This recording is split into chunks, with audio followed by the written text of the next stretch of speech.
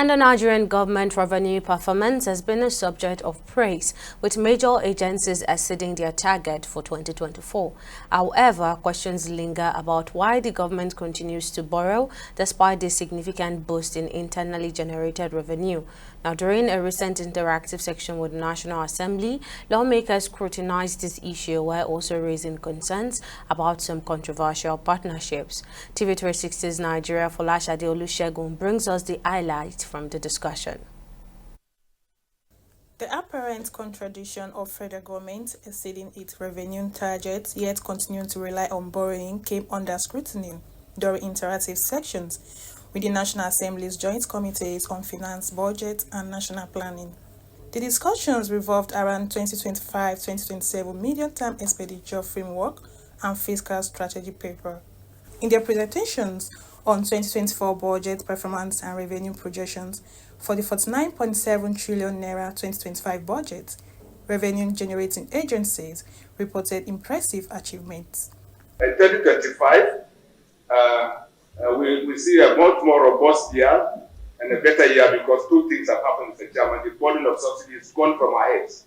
We now have time and resources to put onto our businesses, and I can confirm to you, Mr. Chairman, our exchange rate assumptions are different. We're a company a little higher than what the budget office did. But on the basis of that, Mr. Chairman, we will deliver at least 23.7 trillion naira.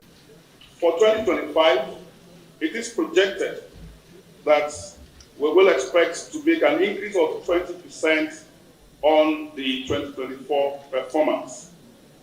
And this will mean that we will be expected to generate 6.3 trillion naira in 2025. Despite these successes, lawmakers expressed frustration over the federal government's continued reliance on borrowing. They questioned why foreign loans were being sought when internally generated revenues had seen such significant improvements. Addressing these concerns, FIRS Chairman Zach Adedeji explained that the loans being requested were already part of the approved Appropriation Act. The Minister of Finance and Coordinating Minister of Economy, Wale Edu, further clarified that borrowing remained necessary to ensure full budget funding, even with the enhanced revenue performance of some agencies.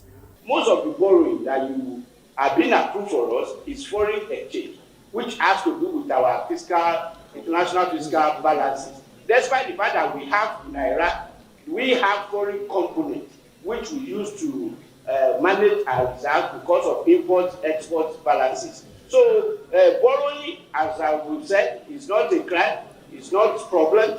When we borrow in line with what is being approved for us by the National Assembly, we are actually carrying out our responsibility.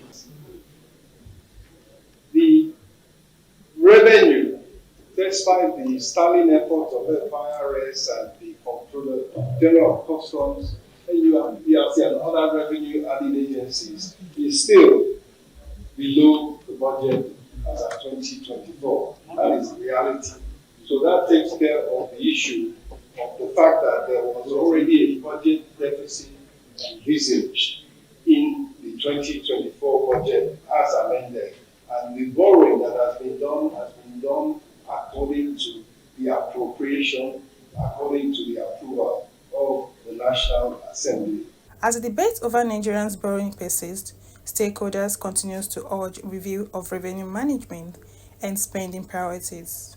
Folashade Olusegun, TV360, Abuja.